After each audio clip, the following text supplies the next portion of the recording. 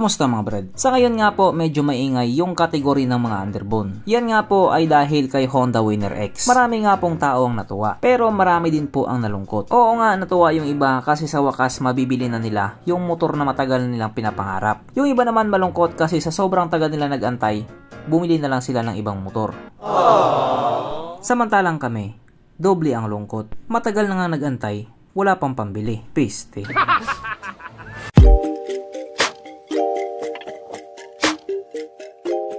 Pero syempre bago tayo magpatuloy, kung bago ka pa lamang napadpad dito sa aking walang kwentang channel, huwag ka na mag-subscribe. So yun na nga, kapag sinabi nga po nating underbone, malamang sa alamang marami talaga ang bibita dyan. Ayon kasi sa mga kamoteng eksperto, nandyan daw nakahanay yung mga malalakas na motor. Nandyan kasi yung Raider 150 Fi, nandyan yung Yamaha Sniper, nandyan yung Honda GTR, nandyan yung motor ni Boy 130, nandyan yung legendary Smash, at nandyan na rin yung Honda Winner X. Pero bukod nga po doon sa mga motor na nabanggit ko, meron pang isang motor na inaabangan ng mga tao. Actually, matagal na rin itong inaabangan ng mga tao. At ito nga po ay si Monarch X-Spectre 180. Para nga po doon sa mga nagtatanong kung saan siya nanggaling, galing po siya sa China. Pero sabi naman nila, matibay daw yung quality nito. Katunayan niya ng motor nga po na ito ay matagal na rin pong nilabas doon sa bansang Malaysia na may pangalan nga pong Aveta SVR 180. At sabi naman ng mga tao doon, okay naman daw. Kung titignan mo nga po ang motor na ito, papalag talaga yung datingan niya. Kung papugian lang din naman kasi, pogi din talaga siya. At pagdating naman sa power, may power din naman daw siya. Okay. Kaya dahil dyan, pag-usapan na lamang natin kung ano nga bang meron sa motor na ito at kung gaano nga ba talaga siya kaganda. So ito nga po ang Monarch X-Spectre 180 aka Aveta SVR 180 na mayroong 175 cubic centimeter engine displacement, 4-stroke single cylinder, dual overhead cam with 4 valves, fuel injected, at syempre ito po ay naka-liquid cooled na rin. Kaya hindi po siya panis sa Honda Click 125. Pagdating naman po sa kanyang power, ito po ay mayroong 17 horsepower, 9,000 RPM, 15.5 Nm of torque at 7,000 RPM. Na ayon nga po sa mga Malaysia na nag-top speed sa motor na ito, ito po ay kaya tumakbo sa bilis ng 120 km/h. Pero dahil malapit na nga rin siyang ilabas dito sa Pilipinas, panigurado aabot ng 150 kph yan. Syempre, ibang usapan na kapag Pinoy na nakasampa.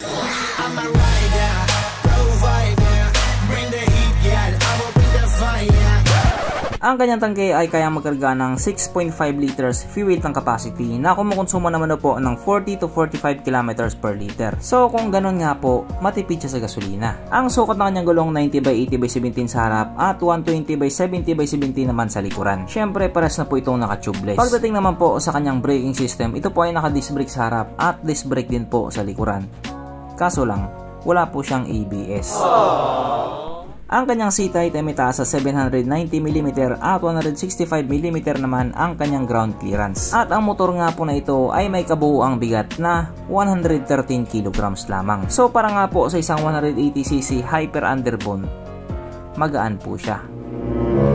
Mapunta naman po tayo sa iba pa niya mga features. So ang mga ilaw nga po sa motor na ito, naka full LED na po. At yung headlight nga po niya ay parang may pagkakahawig doon sa isa sa mga motor ni Kawasaki. Ang kanyang gauge panel ito po ay naka full digital na klarong-klaro nga po kahit tanghaling tapat. Kaso lang unlike doon sa ibang mga underbone, hindi po ito naka-keyless. Di susi pa din siya. Pero hindi naman po big deal yun. Kasi yung ibang mga tao, mas preferred nila yung motor na di susi pa din. Ay, ginagawa mo!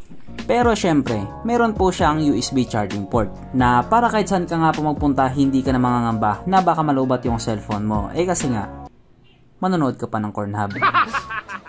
Nung in-unveil nga po nila ang motor na ito sa ginanap dati na motorcycle show dito sa Pilipinas, ang balibalita nga po noon baka third quarter ng 2023 ilalabas na siya. Kaso lang magtatapos ng 2023, wala pa rin siya. Marami pa naman sanang nag-aabang at marami din po talaga yung interesadong bumili. At ang rason nga po nila, may iba naman. Bagong brand, bagong itsura, bagong problema. Hindi, joke lang. Pero ito hindi talaga joke to, sapagkat nandito na nga po tayo sa exciting na part, ang kanyang mga suspension. So sa harapang bahagi nga po ito ay ginamitan ng telescopic fork, at sa likuran naman ito po ay gumagamit ng monoshock, na ayon nga po sa mga taong nakagamit sa motor na ito, maganda ang bounce.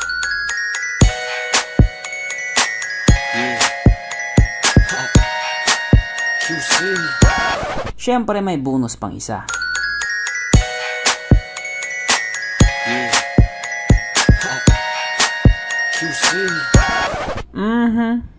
Panigurado. Wala na namang nalungkot. At dahil wala nga pong nalungkot, alamin na po natin kung present nga ba sa motor na ito yung tatlong pinaka-importanting features. So, una na nga po dito ang kanyang lagayan ng istalyon, at kitang-kita naman mga brad, meron siyang ganun. Meron siyang lagayan ng istalyon. Kaso lang, wala po siyang sabitan ng pulutan. At oras na nga po para sa ating Red Horse check ang pinaka-importanting feature sa isang motor. At ayon nga po sa aking masusing pag-aanalisa, ang motor na ito ay kayang magkarga ng isang kahong Red Horse.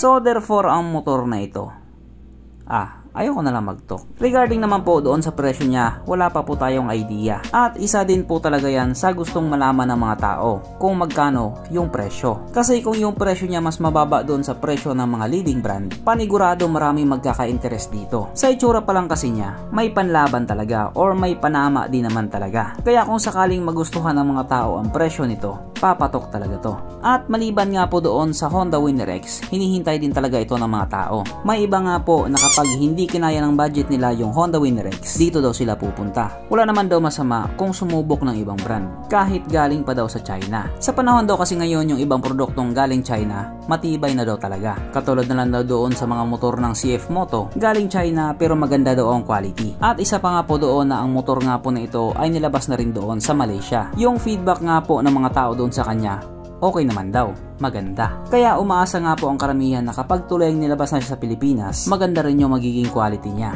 para pag nagkataon, hindi sayang yung pera. Pero kung allergy ka naman sa mga made in China, tapos marami ka pang pera, marami ka talagang choices. Pwede kang mag Suzuki Raider, pwede kang mag Yamaha Sniper, pwede kang mag Honda GTR, o di kaya Winner X. Pero kung gusto mo maangas, doon ka sa motor ni Boy 130. Tumatakbo ng 130, may angkas pa. O diba? San ka pa? So hanggang dito na lang muna mga brad. Kung may gustong sabihin or gustong idagdag doon sa mga sinabi ko, mag-comment ka na lamang sa baba. Keep bye.